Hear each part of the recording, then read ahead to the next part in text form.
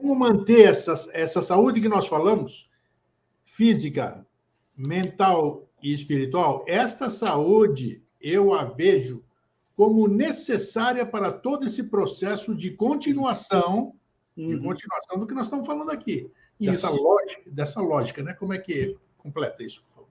Olha, tudo isso foi só para chegar nesse ponto. Lembra aquela pergunta que você me fez lá no começo do corpo físico? Sim. O corpo físico, como ele é o mais antigo que a gente tem, ele é o projeto mais feito lá em Saturno, ele já está muito aperfeiçoado. A beleza, a plasticidade, a sabedoria que o nosso corpo tem é uma coisa que nenhuma tecnologia que a gente domina hoje é capaz de fazer.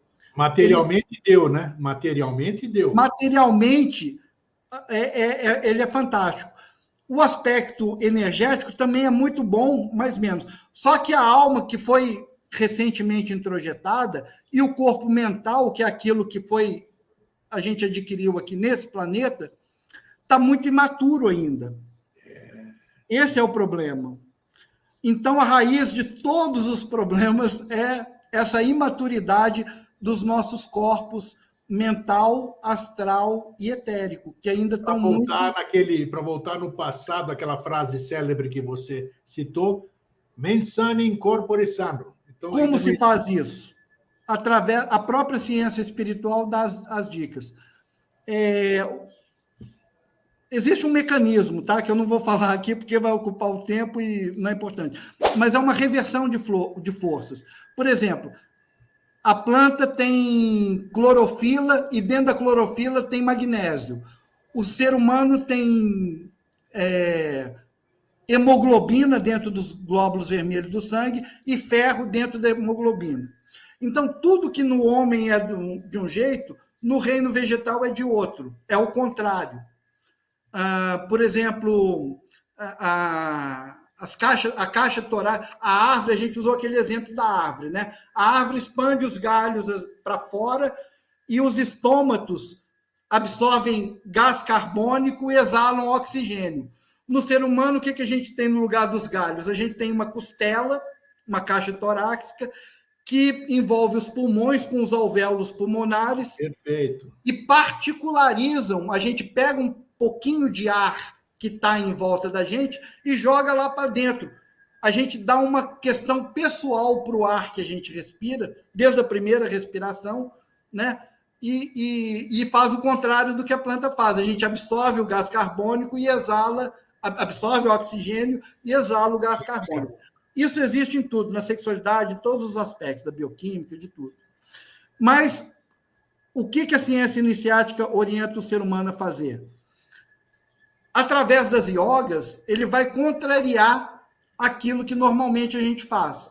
Então, por exemplo, para a gente se locomover como ser humano, como bípede, os músculos, os grupos musculares se contraem e relaxam alternadamente. Isso dá um movimento, tudo que a gente faz. Sim. Se você, na yoga, você faz uma contração muscular sem nenhum movimento, aquela força que era aplicada para gerar o movimento é aplicada internamente para gerar órgãos de percepção espiritual, onde a gente vai começar a enxergar as coisas com mais clareza. Se a gente é tagarela e fica falando muito e guarda silêncio, essa força que a gente usa para falar, a gente vai usar para aprimorar o nosso discernimento, o nosso chakra da laringe, que é o responsável por essa inteligência abstrata. É o que une, né, a cabeça ao corpo. E então todos os processos iniciáticos é uma reversão de forças. Por exemplo, se você vê uma pessoa tendo alucinação, imaginando coisas, falar, essa pessoa está louca. Mas se você não é louco e conscientemente você faz uma visualização, né? Por exemplo, você vai deitar de noite, depois do seu dia de trabalho, e começa a rememorar o seu dia na ordem inversa, como foi até... Lógico que você não vai conseguir fazer isso, você vai dormir nesse processo. Aliás, para quem tem insônia, é um ótimo exercício. Excelente, né? Mas se você mentaliza uma forma geométrica, com textura, sabor, você está usando a sua consciência imaginativa para uma determinada finalidade. Então, tudo isso vai criando uma predisposição para a gente avançar na nossa evolução, fazendo não o que a manada faz, mas o mais importante de tudo, é a consciência de que nós temos um eu individualizado e a gente tem que, como todos os psicólogos falam, esse processo de individuação. Você tem que criar a sua própria autonomia, porque o trabalho que antes essas hierarquias criadoras faziam de plasmar o ser humano, quem assume isso a partir de agora somos nós mesmos. Nós já temos uma responsabilidade, uma técnica para evoluir a gente mesmo, para a gente cuidar de nós, para a gente ter uma maioridade espiritual e assumir responsabilidades. Não precisa do tutoramento mais de todos esses coisas. Tem que ser menos filosofia e mais ação, né? Mais ação. E como que se faz isso? Tendo discernimento para você cuidar daquela escala setenária. Por exemplo, saúde. A primeira saúde que a gente tem que se preocupar é a saúde espiritual. É você se ligar com o verdadeiro eu, o verdadeiro Deus uno, a criação, que vive em nós, que se reflete em nós, e não ficar com idolatria, ou cultuando pessoas, ídolos, objetos. Não, isso é contrário à saúde, isso gera doença.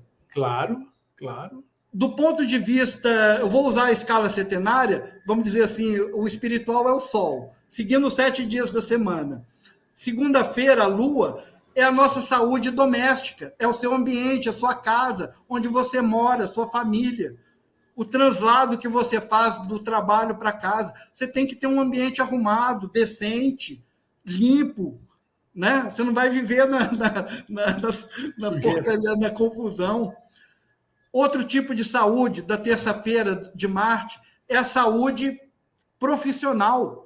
Você tem que se empenhar no seu ofício, no trabalho, na profissão, na carreira que você está se dedicando, com esse princípio espiritual também, esse discernimento ético. Vou ser honesto, não vou enganar, não vou trapacear, não vou fazer corpo mole. Na quarta-feira, a nossa saúde cognitiva é procurar estudar coisas saudáveis, né? Seja um curso de uma língua, seja uma filosofia, seja pesquisar, qualquer coisa que vai estimular a sua cabeça, a sua mente a conhecer melhor as coisas.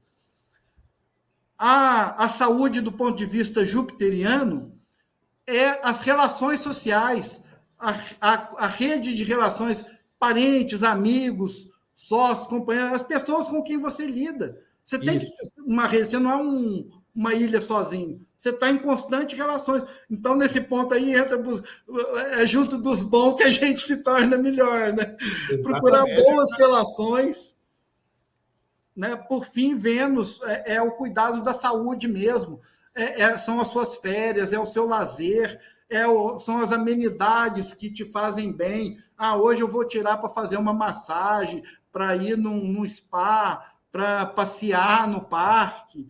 Né? É muito importante isso também.